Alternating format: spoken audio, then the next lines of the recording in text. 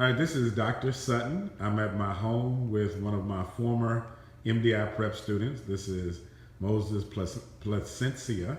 He is a rising fourth year, well, he is a fourth year now at Texas Tech Medical School in El Paso. And I wanted him to just kind of talk to you a little bit about his journey to medicine and kind of how he started. So Moises, kind of let everybody know, how did you even get into medicine and anything about medicine? Was that what you thought about when you first started? No, so to start the story, back in high school, it wasn't the best of high schools, and it wasn't hanging out with the best group of kids. I did well in school, but grades came easy, and I got lazy and started hanging out with the wrong group of guys. So for me, college, university, school wasn't in my head. I didn't even apply to any universities. Right. Because I was thinking about either going to Marine Corps or being, a mechanic or a welder, one of those three. Okay. But my dad talked me out of going to the Marine Corps because he said, you can always go later on. It's like, you're 18. He's like, you can go later on, if you want to. So my ex at the time, not my ex, my significant other at the time, she was the one that wanted to be a doctor. Oh, okay.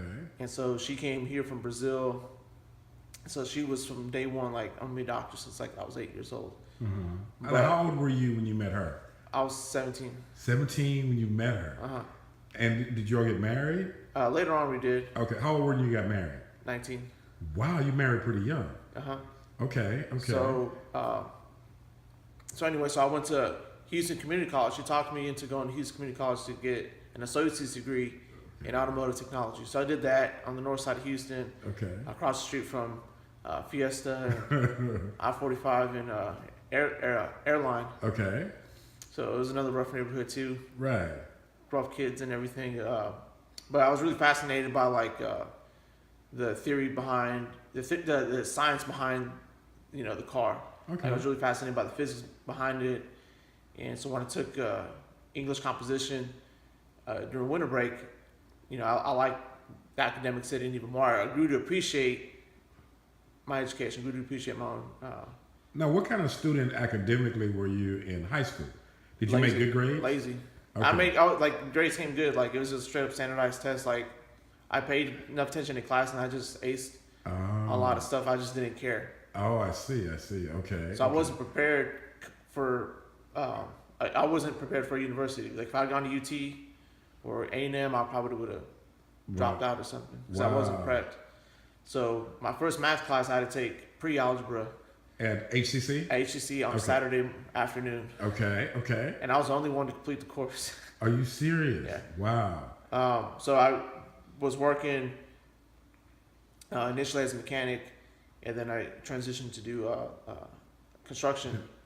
Okay. So I was working throughout the day, and I had Fridays off because I worked 4 10-hour shifts. So I had Fridays off. While still going to school. So I was taking chemistry on Fridays, and so I was just doing online classes, weekend classes, night classes, just to get a basic associate's degree from HCC. And so I dropped the automotive stuff. I was like, I'm just gonna get enough credit so I can transfer over to not UT, but University of Houston. Okay. And just do something there. Didn't know what I wanted to do. Okay. And then now, are you the first person in your family to go to medical school? The second one, my cousin who passed away 2 years ago. Oh. He was a doc out in California. He had his own family practice clinic. Is that right? So when I visited him for the first time when I was 20, because I have a big family. It's about I think my grandmother has about 200 grandchildren, something like that, a lot. So are you? Is that an exaggeration? Maybe a little exaggeration, but it's a lot. I got more cousins I can count. So at least so you have 100. Yeah. So my grandmother had 13 kids. Wow. Okay. So it was a lot. So you went to visit him in California. So I never met him before. He was one of my older cousins visiting California. I liked what he was doing. Okay. And I was I thought about it. I was like, I think I can do he's I think I can do it. And then I talked to my significant other at the time, and she was talking about, you're not organized enough. You're you didn't get Oh, I see. And I was like, okay. But this was the one who encouraged you to actually go to get to get your education. associate's degree Yeah. in auto mechanics. Right. But when you started to pursue something higher, like Yeah, she was like, I was like, I don't think you can do it because you know, okay, because you don't study enough or like you like mess around. I was like, whatever.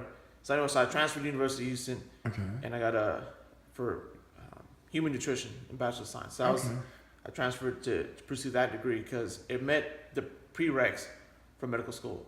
and so by this time you were thinking about medical school. Yeah. So when I decided to do human nutrition, that was so I can get a bachelor's degree, meet the prereqs for medical school. Okay. So I did that degree specifically for medical school.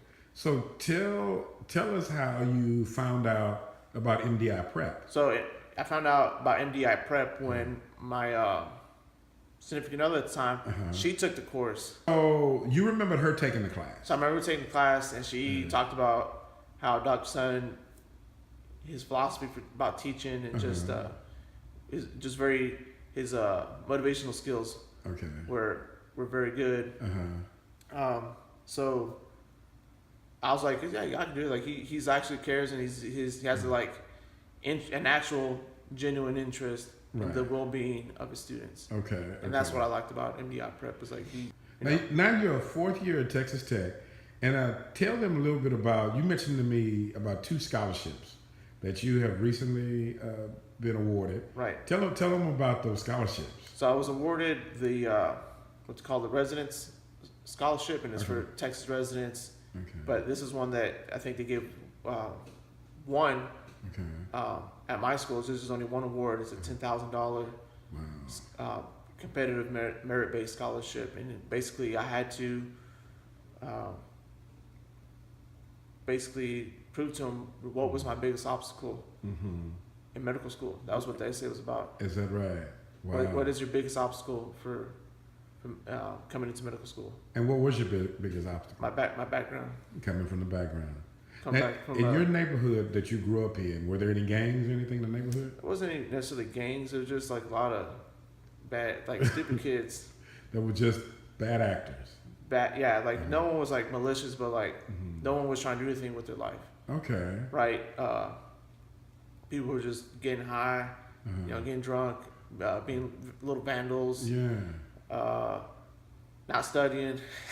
that's for sure. Not picking up a book. The friends that you grew up with, like what happened to them? One of my good friends, he's in jail. He didn't go to prison, but he went to jail for 8 years. He was in I think he was either high or drunk when he got in a car wreck and hurt two people really bad. Wow. So he actually went to jail when I was going into school. So when I'm coming out of school, he's gonna be coming out of jail. Coming out of jail for 8 years, and I'll be coming out of medical school or residency. Residency, actually.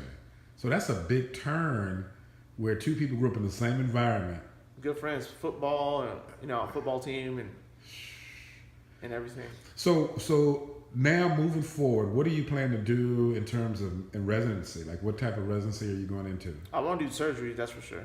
General, or are you going to specialize or anything? I mean, I would like to specialize. Okay. But I'd be happy doing general surgery. Okay. I just like, everything about surgery, so I really don't matter. Tell me about this Harvard. You mentioned something about the Harvard program or something that. So I found out about this underrepresented minority scholarship at Harvard, a URM scholarship, and it's meant for Hispanics, Blacks, African or African American, but basically people who come from certain minority groups who are underrepresented in medicine. Okay. And I know, like, I didn't have the pedigree that a lot of other minority students have, because a lot of my counterparts, they're really smart. Right. They've been wanting to do medicine since a long time. For me, it's just more like a recent thing that just came out of nowhere, but I've managed to do well enough. And so I applied to it, and it was a pretty big application. They required official transcripts, signatures, a lot of paperwork, a lot of paperwork. And so they made it to a point where, like, if you didn't want this scholarship, you're not going to complete the application. Oh, like, it made the application process like hard. Like, you had to get insurance for aggregate of $3 million. You had to get all your vaccinations. You had to get all this stuff to prove to them, I guess, that you really want to be there. That you really wanted it, right? Exactly. But even then, I knew it was coming in like as a long shot to get it. Okay. And sure enough, I was mowing my mom's lawn, when I had some time off the other day, and Yeah. got an email, and they said, You got it. he's like, welcome to Harvard, and included in this attachment, it's gonna be your Harvard ID. Wow. So I was like, Are you serious? So you're going to Harvard and is it surgery? Plastic and reconstructive surgery. Plastic and, wow, now that's a big deal. That is a real big deal. I know you got to be happy with that. Yeah. So when you told your parents about this, how do they, what did they say? How did they? Well, so my parents were like uneducated, Okay. I mean, I don't, it sounds a harsh term, but like we come from uneducated background. Like did they go to school? So my parents are from Mexico. Okay. I think my mom has less than a 6th grade education in Mexico. Okay. My dad, I don't really, how far he went to school, but he was kind of a rebel. Okay. But he works, and my parents are still together. But so like we don't like they know where Harvard is. They know it's like a big time school. Right. But they were really happy. Actually, my whole family was really happy. Yeah. About it. What's the best lesson you've learned from your parents? If you could say, even if you don't want to have, if you look at each parent, maybe each parent taught you a different lesson. But if you could say, I took this lesson. This is something I learned from my dad. This is something I learned from my mom. So from my mom, I think just taught me how to be like give me a good example of what it is to be like a good human being. Okay. She's like the sweetest person in the world. So she never speaks ill of anyone. She's always trying to help everyone out. Yeah. She never thinks about herself. She's always sacrificing herself for others. Okay. So I think that's the biggest thing I learned for her is like to look out after other people. Other people. Wow. What about your dad? My dad, to be tough. Tough. Okay. To be tough. My dad, he's a body man, so he's a body man and painter. So like when cars get crashed, he fixes them, Right. and then he paints them up. So he fixes wrecked cars. Yeah. And so it's a demanding job. Right. And he's half blind. He can't see out of his left eye because he had orbital compartment syndrome. Are you serious? So he lost vision in his left eye. How old was he? Was this recent? It was about like 10, 12, 13 years But he's ago. still doing the work. Yeah, so he could have gone. He could have been like, I ain't working. I'm gonna do disability. Right. But he didn't do that. He Wow. didn't. And then he kept on painting. Keeps on coming along. And then about 6 years ago, he got hit by an 18-wheeler. What? Wow. Yeah. I don't know what medication he was taking, but he went on this just kind of like sleepwalking, I guess. Like he really didn't know Yeah. where he was going. He was just walking towards the freeway. Wow. And this 18-wheeler kind of skirts him like this. 18-wheeler just kind of skirts him like this. Yeah. And I guess someone saw that happen, saw my dad get hit, and called 911, and they life flighted him out from Fort Bend County out to Benton, which is 30 miles away. Yeah. And he celebrated a birthday on yesterday, right? yeah, right. And so he's missing a chunk out of his arm here, another chunk here. Is he still working? And so so at that time he was going through some really tough financial stuff. So he had to sell a lot of his equipment, a lot of his tools. Like he has his own body shop. Yeah. So he sold like a lot of like big time equipment, but he kept like the bare essentials. Okay. And like 2 days after he got released from the hospital, he was out there working with the bare minimum, fixing the car with my mom. Cause like with your mom? Yeah, because that's all we had. And so he called me, and I went out there and took some time off from going to school and helped him finish it. So he was out there with a bandaged arm, broken sinuses, So one of the things I guess I'm hearing what you about your dad is he taught you some work ethic. Yeah, he told me how to be tough. Tough and work and get it. Wow. And just get it done. So it looks like your life, everything kind of just fell in place for a reason. Even the marriage and everything, because if you think about it, had you not been married, you probably wouldn't have heard about MDI Prep. I would have gone to the Marine Corps. Let me tell you, Moses, we are proud of you. You know that. I tell you that all the time. But just keep doing what you do, because your life is going to make a difference in so many other people's lives. So thanks a lot. All right. Thank you, Dr. Son.